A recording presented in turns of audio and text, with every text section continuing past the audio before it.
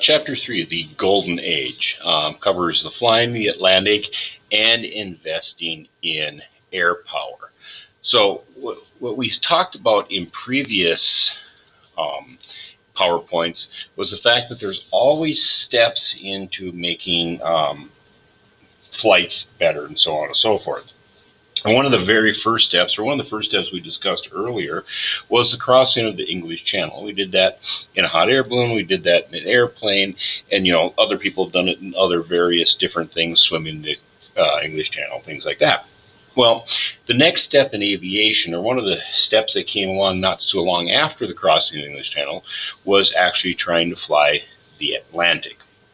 So we're going to talk about that here at the beginning, and then we're going to go on into some a little couple other things here. So flying the Atlantic in 1919. So we're talking about 16 years after the Wright brothers' first flight in that ballpark.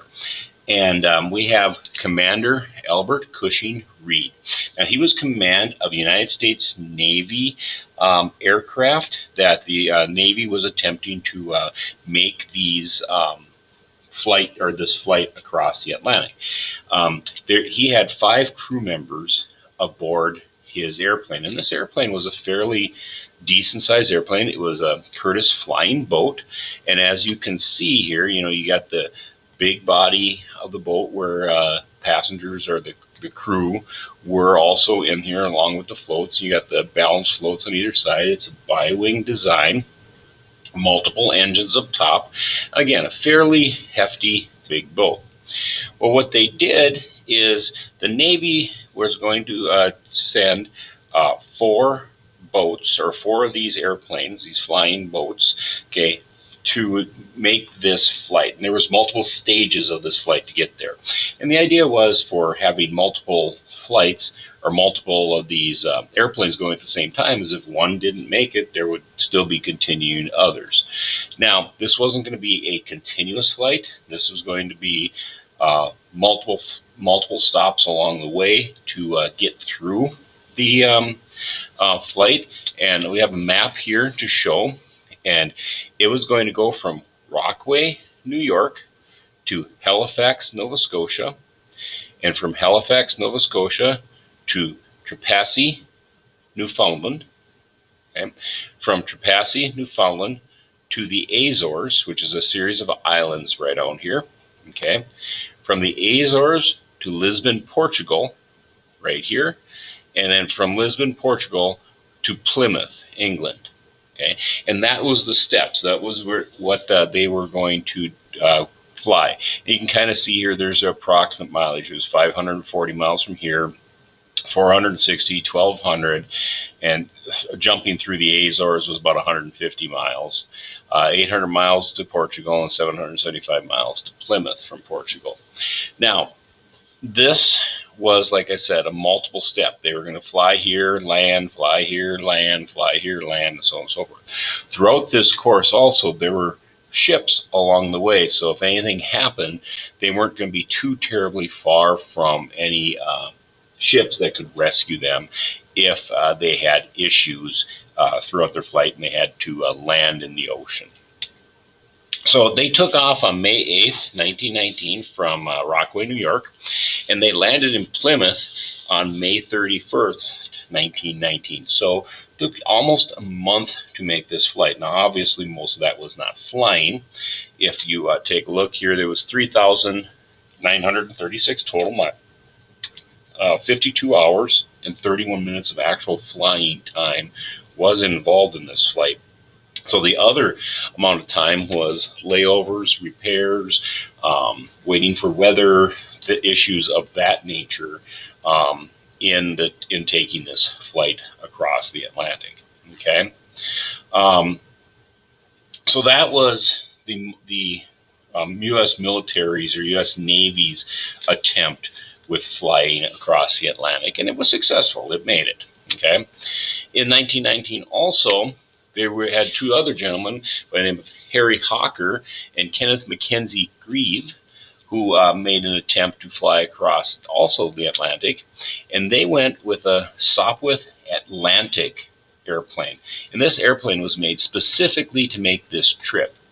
Now, obviously, as you can see here, it wasn't a boat. It was made to take off from land and land on land, single engine, biplane, a bigger bodied airplane, okay, bigger body airplane.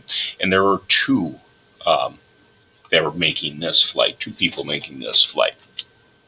They flew from Mount Pearl, Newfoundland, okay, on May 18th, 1919, and they made it 14 and a half hours. So they flew from about here, and they made it about 14 and a half hours, where their plane then crashed in the water, and that's approximately where they were rescued, was in this area right about here. So they did not make it across, so they crashed right here, but they were rescued and returned home safely.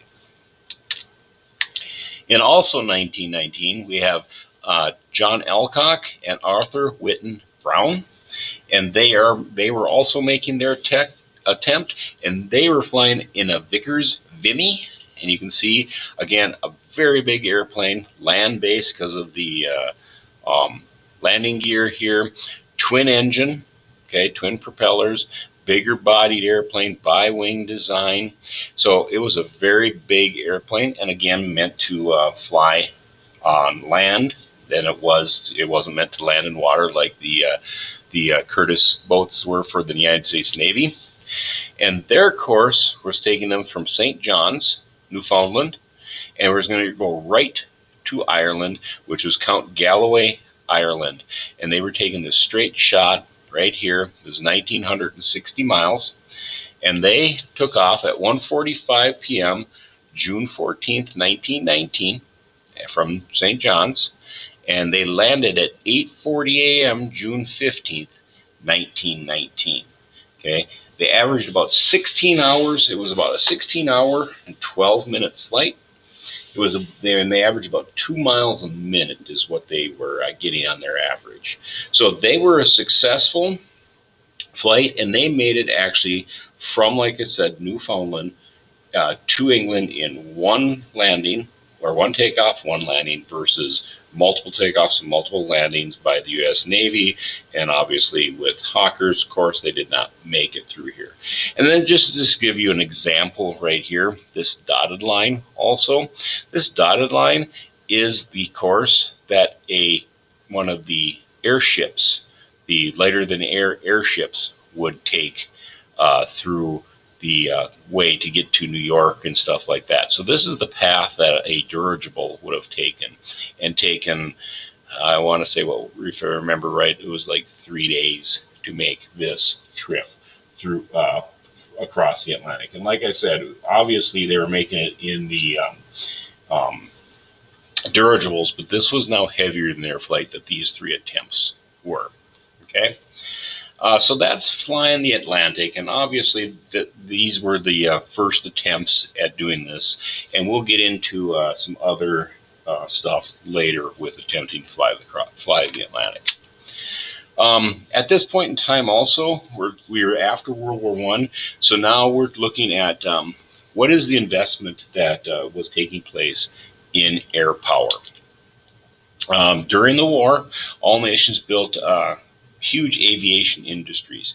We talked about it in the World War I, where number of airplanes increased, the speeds increased, the technology increased, the airplanes got better, they got faster, they had higher flying ceilings, they got just a lot more advances in the aviation industry.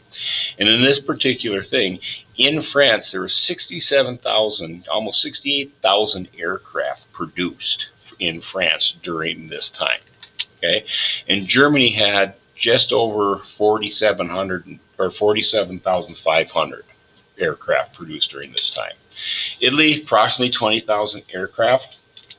The United States had about 15,000 aircraft, and we talked about that. None of those United States aircraft actually ever saw combat. Okay, but the United States did produce about 15,000 aircraft. Okay, most of those trainers and things like that.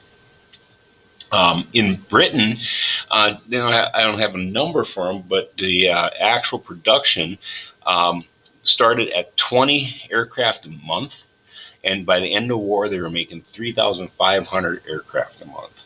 So its production was huge, or it had a huge rate of increase during the war.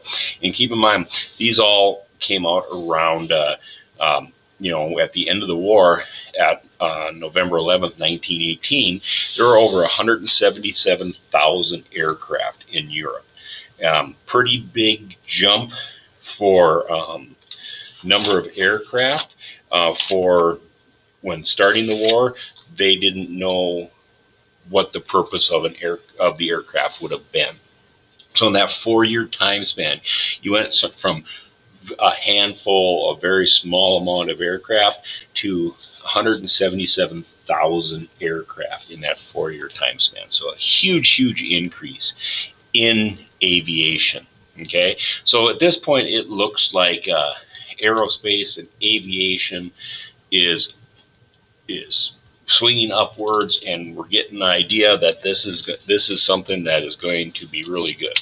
Okay, just to kind of talk about what America's frontline strength was at this point in time. They had about 750 combat type aircrafts. Okay, not aircraft that actually saw combat; they were combat type aircraft. At approximately 800 pilots at this time. They had about 3,000 training aircraft, about 9,500 men that were in the service that were not pilots. And keep in mind, there were other aircraft that were like transport aircraft and just other means of doing some other stuff for aircraft, probably maintenance aircraft and things like that. And so this is where America's frontline strength was sitting at the end of the war. Remember, the war ended November 11th, 1918. Okay? 3 days later, on November 14th, 1918, the United States government canceled $100 million in airplane contracts. Okay? So the United States government said, we're done. We don't need any more airplanes. We're canceling the $100 million we were going to spend on making more airplanes, and we're done. That was it. And 3 days after the war ended. Which meant then in February of 1919, okay, so we're talking November at the end of the war, December, January, we're talking February. So we're talking in a matter of a few months, okay, 175,000 factory workers were laid off in the United States that worked in the airplane industry, aviation industry, helping produce these airplanes for the war. Aircraft production in the United States dropped 85%. Okay, it made a huge drop. Surplus warplanes, in other words, all the airplanes that were produced were dumped on the market, all put for sale. You could buy a cheap airplane for a few $100 now. You could buy those Curtiss Jenny airplanes, which were the training aircraft, for a couple $100, and anybody could buy them. You could just go out and buy them because they had all these people that were just selling them. They were dumped on the market, which meant that if all these airplanes were dumped on the market to these these pilots that were coming up and stuff like that, well, then the small aviation companies that were making airplanes for civilian use started closing, because now all these military airplanes are out there and a lot cheaper than what the civilian airplanes were being what you were paying for a civilian airplane. And also at this point in time, military aviation was cut by 95%. Again, we talked about the short-sightedness in earlier PowerPoints, and again, now look at the short-sightedness here. War's done. United States cuts $100 million, or cancels their $100 million contract with aviation industries. They start selling their airplanes, and they cut back to cut back 95% of their military aviation that was going on at the time at the end of the war, which basically meant that all these military pilots and any personnel, the maintenance people and ground crews and anything like that, all of a sudden became unemployed. Okay, and not only that, but all those military airfields that were open to train pilots and to work with pilots and to just go through the military stuff that it was, they were all closed also. So not all of them, but many of them were.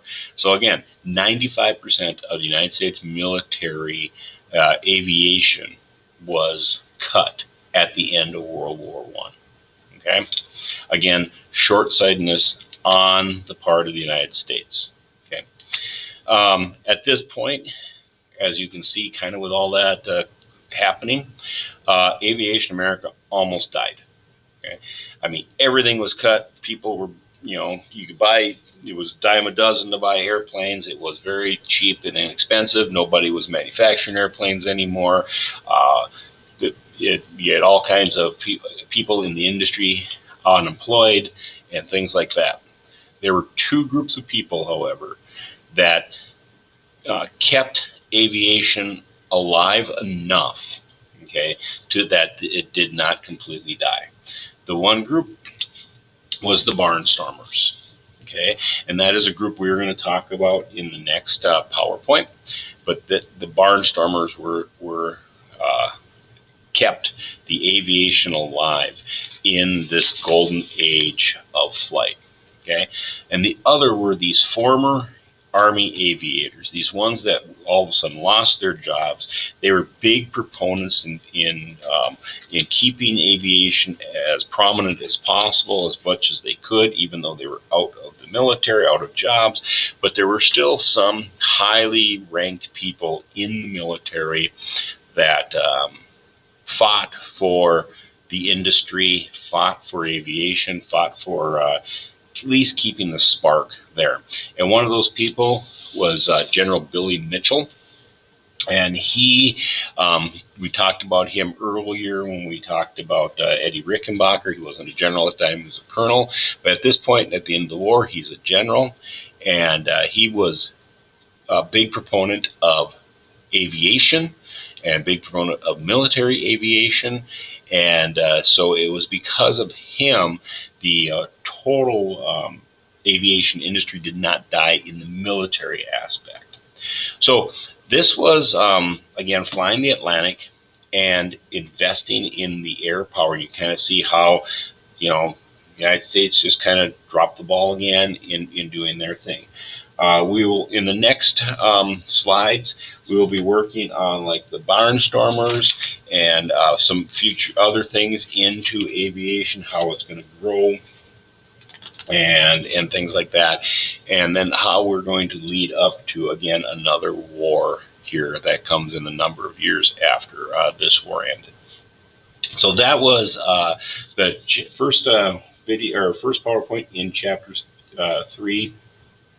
So again, just seeing where aviation was right again at the war's end and what was all being done with that.